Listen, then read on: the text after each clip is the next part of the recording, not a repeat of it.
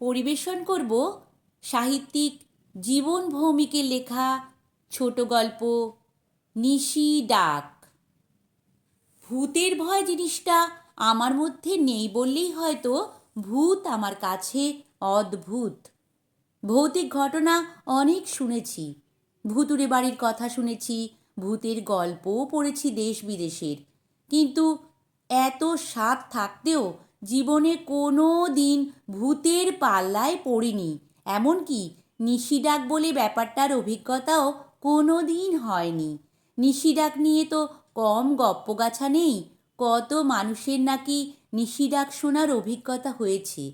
নিশিডাকে সাড়া দিয়ে ভুতুড়ে মৃত্যুর কথাও শুনেছি, কিন্তু আমি জানি ব্যাপারটা আসলে একটা রোগ। যারা তথাকথিত নিশিডাক শুনে বাইরে বেরিয়ে যায়, ঘুম চোখে মাঝরাতে বিছানা ছেড়ে রাস্তায় বেরিয়ে আসে, ইংরেজিতে তাদের বলে স্লিপ ওয়াকার। এই রোগের চিকিৎসাও আছে। মোট কথা, ভূত যে আসলে মনের বিভ্রম, নিশিডাক যে এক প্রকার রোগ, এই ধরনের বিজ্ঞানসম্মত ধারণা নিয়েই আমার বয়স বেড়েছে। আমি বন্ধুদের সঙ্গে জঙ্গলাকীর্ণ শ্মশান পথে একা একা ঘুরেছি। নির্জন শ্মশানে গিয়ে চিতার পোড়া কাঠ তুলে এনে বন্ধুদের দেখিয়েছি। আমার ভূতের ভয় হয়নি। ভূতের ভয় থাকলে সেদিন রাত দুপুরে আমার মাথার কাছে খোলা জানলা দিয়ে বিমলানন্দবাবুর ডাক শুনে খালি হাতে বাইরে বেরিয়ে আসতাম না। যদিও বিমলানন্দবাবু আমার পরিচিত সজ্জন লোক, তবুও সেদিন রাতের ঝড় বৃষ্টি আবহাওয়ায় বিমলানন্দবাবুর ডাক নিশিডাকের মতো মনে হওয়া স্বাভাবিক ছিল। চেনা জানা কণ্ঠস্বরেই নাকি ঘুম থেকে নিশি ডেকে নিয়ে যায়। আমারও সবে বিশ্বাস নেই বলেই অগ্রপশ্চাৎ না ভেবে বেরিয়ে পড়েছিলাম। বেরিয়ে যে অভিজ্ঞতা হলো তা আমার জীবনে প্রথম। বলতে গেলে আমার মনোচিত্রের মানচিত্রখানাই বদলে দিয়েছি। সেদিন বাড়ি থেকে 7-8 কিলোমিটার দূরে এক আত্মীয়ের বাড়ি বিয়ের নিমন্ত্রণ ছিল। রাত হয়ে গিয়েছিল বেশ, দিনকাল ভালো নয়, তাই গায়ে গয়না নিয়ে আমার স্ত্রী সেদিন বাড়ি ফিরতে চাইলেন না। ছেলেকে নিয়ে বিয়ে বাড়িতে রয়ে গেলেন। আমার নতুন বাড়ি খালি রাখা চলে না, তাই আমি একা ফিরে এসেছিলাম। রাত তখন 10:30। লোডশেডিং চলছিল, আকাশে মেঘ ডাকছিল আর শন শন বাতাস। বাড়িতে ঢুকতে না ঢুকতে বৃষ্টি আরম্ভ হলো। চিমনি ল্যাম্প জ্বালিয়ে ঘরে জানলা খুলে দেবার সঙ্গে সঙ্গে বাইরের দমকা বাতাসে ল্যাম্প নিভে গেল। বিছানার সামনে জানলা দিয়ে ধেয়ে আসা বৃষ্টির ঝাপটায় বিছানা ভিজতে না ভিজতে জানলা বন্ধ করে দিলাম। ঘড়িতে ঢং ঢং করে 11টা বাজল। মশারি টাঙিয়ে শুয়ে পড়লাম। বাইরে তখন তুমুল বৃষ্টি আর মত্ত হাওয়ার দাপাদাপি। মাথার কাছে বন্ধ জানলাটায় বাতাস মাথা কুটছে, শব্দ হচ্ছে ঠক ঠক ঠক। কখন ঘুমিয়ে পড়েছিলাম জানি না। একসময় টের পেলাম মাথার কাছে জানলাটা খোলা। চোখ ফেরাতে না ফেরাতেই কানে বাজলো পেটানো ঘড়ির শব্দ, ঢং ঢং 2বার, মানে রাত 2টো। জানলার দিকে চোখ যেতে টের পেলাম বৃষ্টি ধরেছে, হাওয়া বইছে শন শন। কিন্তু জানলাটা খোলা কেন? আমি তো ছিটকিনি এঁটে বন্ধ করে দিয়েছিলাম। নাকি মাঝে একবার উঠে জানলা খুলে বৃষ্টির খবর নিয়েছিলাম? মনে করতে পারলাম না। মনে পড়ছে জানলা বন্ধ করেছিলাম। খুলল কে? বালিশের নিচে রাখা টর্চটা হাতের মুঠোয় ধরে জ্বালাতে গিয়ে দেখলাম জ্বলছে না, ব্যাটারি ফুরিয়েছে। 2বার ঝাঁকানি দিতে একটু আলো পেলাম।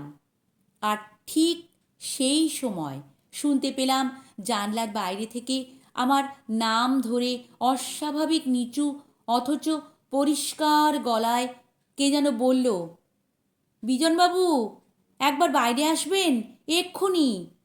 কে? আমি লাফিয়ে উঠে বসে মশারির ভেতরে থেকেই টর্চের আলো ফেললাম। টর্চের মরা আলোতেও জানলার শিকে মুখ লাগানো বিমলানন্দবাবুকে চিনতে আমার অসুবিধে হলো না। আমি বেহালা ঠাকুরপুকুর অঞ্চলে নিজের বাড়ি করে এসেছি বছর 2 হলো। বিমলানন্দবাবুর সঙ্গেই আমার প্রথম আলাপ। পরস্পরের মধ্যে একটা বন্ধুত্বের সম্পর্কও গড়ে উঠেছে। বিমলানন্দবাবু একজন স্কুল শিক্ষক, কয়েক মাস হলো রিটায়ার করেছেন। তার একটি মাত্র ছেলে, নাম সুবীর। বিমলানন্দবাবুর স্ত্রী মারা গেছেন বছর 4 হলো। ছেলেটাকে নিয়ে ভদ্রলোক মোটেই শান্তিতে নেই। লেখাপড়া করলো না, আজে বাজের সঙ্গে মিশে ছেলেটা নষ্ট হয়ে গেছে। বিমলানন্দবাবুর মতো একজন সজ্জন শিক্ষকের এরকম মস্তান ছেলে কেউ কল্পনাও করতে পারে না, কিন্তু সবই ভবিতব্য। যাই হোক, সেই দুর্যোগে রাত্রে বিমলানন্দবাবুকে আচমকা শিয়রের কাছে দেখে আমি যে একটু হতচকিত হয়ে গিয়েছিলাম সে বিষয়ে সন্দেহ নেই। এমনকি অস্বীকার করব না, এই সময় আমার মনে নিশিডাকের কথাও এসেছিল। বিমলানন্দবাবুর সঙ্গে সকালবেলাতেই বাজারে দেখা হয়েছিল, অনেক রকম কথাবার্তাও হয়েছিল, তাকে বেশ স্বাভাবিকই মনে হয়েছিল। কিন্তু রাত্রে আমার মাথার জানলার কাছে যে বিমলানন্দবাবুর মুখ দেখেছিলাম তা ছিল আর্ত, বিষণ্ণ। বিমলানন্দবাবু এবার কর্কশ গলায় বললেন, বাইরে আসুন, সব বলছি, দেরি করবেন না। চটপট গায়ে জামা চাপিয়ে দরজায় তালা দিয়ে আমি বেরিয়ে এলাম। হাত দিয়ে ইশারা করে বিমলানন্দবাবু বললেন, এদিকে আসুন তাড়াতাড়ি। তার পরনে লুঙ্গি, গায়ে গেঞ্জি। বিমলানন্দবাবু বেশ কিছুটা এগিয়ে গেছেন পুকুর পাড়ে রাস্তা ধরে। আমি বলি, আরে মশাই, ব্যাপারটা আগে বলবেন তো। বিমলানন্দবাবু জবাবি বললেন, আসুন তাড়াতাড়ি, আমার ছেলেটাকে ওরা খুন করার জন্যে ধরে নিয়ে গেছে। এ পাড়ার সব কাপুরুষের বাস, এ সময় ডাকলে কেউ সাড়া দেবে না, তাই আপনার কাছে এলুম। আপনাকে আমি চিনি তো। আমাদের বাড়ি ছাড়িয়ে পুকুর পেরিয়ে গাবতলা বাগানের দিকে ছুটতে ছুটতে কথাগুলো বললেন বিমলানন্দবাবু। আমি ছুটছি তার পেছন পেছন। খুন করার জন্য তার ছেলেকে কারা ধরে নিয়ে গেছে, অথচ ভদ্রলোক বাইরে পাড়া না জানিয়ে জাগিয়ে চুপি চুপি শুধু আমাকে এই রাত দুপুরে কোথায় নিয়ে চললেন। নিশিডাক ব্যাপারটা আমার মনে এলো, কিন্তু আমার চোখে তো তন্দ্রার লেশমাত্র নেই। শতকরা 100 ভাগ জেগে আছি। সম্পূর্ণ জ্ঞানতই আমি বিমলানন্দবাবুর বিপদে সাহায্য করতে চলেছি। নিশিডাক ফাঁক সব বাজে, ভূতেরাও এমন কাণ্ড করতে পারে না। গাবতলা বাগানের কাছে এসে দেখি তিনি নেই। আশ্চর্য! বিমলানন্দবাবু চকিতে কোথায় লুকিয়ে পড়লেন? গাবতলা বাগানটা কুখ্যাতি আছে, একসময় নাকি ওখানে অনেক খুনটুন হয়েছিল। দিনের বেলাতেও কেউ ওই বাগানে ঢোকে না। এমন জায়গায় সামনে আমাকে এনে দিয়ে পালিয়ে গেলেন কেন? কোনো কুমতলব নেই তো? কার মনে যে কি আছে বলা যায় না। আমি নিজেকে ঠিক নিরাপদ মনে করতে পারছিলাম না। ঘরে ফিরে যাবার জন্য মনস্থির করলাম, এবং তার আগে একবার আমি বিমলানন্দবাবুর নাম ধরে জোরে ডাকলাম। তার কোনো সাড়া পেলাম না, কিন্তু আমার ডাকের সঙ্গে সঙ্গে বাগানের ভেতর থেকে দুর্দার শব্দে কাদের যেন ছুটে চলে যাবার শব্দ পেলাম। কে? কারা পালায়? এই কথা বলতে বলতে আমি বাগানের ভেতর ছুটে যাই। আবছা আলোতে দেখি একটা গাছের সঙ্গে দড়ি দিয়ে বাঁধা একটা লোক। চারদিকটা একবার দেখে নিলাম। বাগানের এক প্রান্ত থেকে একদল শিয়াল ডেকে উঠল, ক্যা হুয়া। অপর প্রান্ত থেকে আর একদল শিয়াল যেন বলল, হুক্কা হুয়া। কিন্তু আসল ব্যাপারটা যে কি হলো আমি তখনও বুঝে উঠতে পারছিলাম না। বিমলানন্দবাবুকে কি দুর্বৃত্তরা গাছের সঙ্গে বেঁধে রেখেছে? নিজের প্রাণ বিপন্ন ভেবেও আমি পিছু হটলাম না। কিছু কিছু ক্ষেত্রে ভয় পেলেই বিপদ ঘনিয়ে আসে। এই অবস্থায় সাহসেরই জয় হয়। আমি আর একটু এগিয়ে গিয়ে দেখলাম গাছের সঙ্গে বাঁধা লোকটার মুখও কাপড় দিয়ে বাঁধা। মুখের কাপড় খুলে দিয়ে চিনতে পারলাম বিমলানন্দবাবুর ছেলে সুবীর। তখন জ্ঞান নেই মনে হলো। দড়ির বাঁধন খুলে দিতেই সে মাটিতে পড়ে গেল। যারা সুবীরকে ধরে এনেছিল তারা হয়তো আচমকা আমার গলার আওয়াজ পেয়ে পালিয়ে গেছে। দুর্বৃত্তরাও অবস্থা বিশেষে ভয় পায়। তবু তারা আমাকে অনুসরণ করছে কিনা, আততায়ীর মতো আমার উপরে ঝাঁপিয়ে পড়বে কিনা, এসব চিন্তা চকিতে আমার মনে এসেছিল। আমি বিমলানন্দবাবুকে কাছাকাছি দেখতে না পেয়ে সুবীরকে পাঁজা কোলা করে ওদের বাড়িতে নিয়ে এলাম। বাড়ির কাছাকাছি এসে দেখি ওদের দরজাটা একটু ফাঁক, ভেতরে অন্ধকার। সুবীরকে দরজার সামনেই নামিয়ে দিলাম। তার জ্ঞান ফিরে এসেছে, কিন্তু কাঁপছে। সে বলল, আমাকে খতম করতে এসে বাবাকে ওরা মেরে ফেললো, আমি এর বদলা নেব বলে খুব জোরে চিৎকার করে উঠল সুবীর।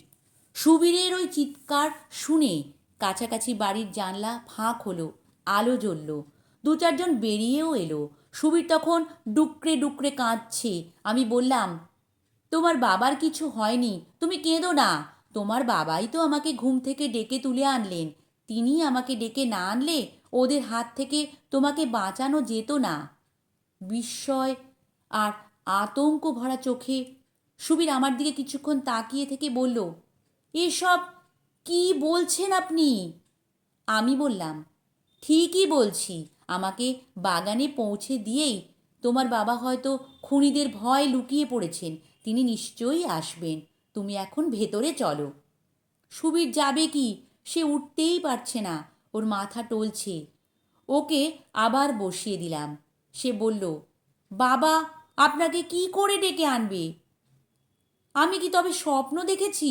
ওরা দরজা ভেঙে ঘরে ঢুকে আমাকে টেনে নিয়ে যাচ্ছিল। বাবা বাধা দিতে ওদের মধ্যে একজন বাবার মাথায় ভোজালির কোপ বসিয়ে দিল। আমার চোখের সামনে বাবা লুটিয়ে পড়ল, রক্তে ঘর ভেসে গেল। উফ! সুবীর আর কিছু বলতে পারে না, অজ্ঞান হয়ে যায়। আমার মাথায় সব তালগোল পাকিয়ে যাচ্ছিল। মনের মধ্যে বিমলানন্দবাবুর রহস্যটা জট পাকিয়ে যাচ্ছিল। এই সময় পাড়ার একজন বলল, এক্ষুনি পুলিশে খবর দেওয়া দরকার। আরেকজন বলল, সুবীরের কথা কিছু বোঝা যাচ্ছে না। বিজনবাবু বলছেন যে কিছুক্ষণ আগে বিমলানন্দবাবুই তাকে ডেকে এনেছেন। আমি বললাম, আপনারাই বলুন, বিমলানন্দবাবু না ডেকে নিয়ে এলে আমি রাত 2টোয় গাবতলা বাগানে যাব কি করতে? একজন বলল, ঠিক আছে, ওসব কথা থাক, আপনি ঘরে ঢুকে আলোটা জ্বেলে একবার দেখুন না। আমি বারান্দা দিয়ে হেঁটে ঘরে গেলাম। চৌকাঠের কাছে কি পড়েছিল, ধাক্কাকে পড়তে পড়তে সামলে নিলাম। আলো জ্বালিয়ে দেখি চাপ চাপ রক্তে ঘর ভেসে যাচ্ছে। তার মধ্যে বিমলানন্দবাবুর মৃতদেহ পড়ে আছে। পরনে তার সেই লুঙ্গি আর গেঞ্জি। সুবীরের কথাই ঠিক, কিন্তু আমার ঘরের জানলা খুলে আমাকে গাবতলা বাগানে ডেকে নিয়ে গেল কে?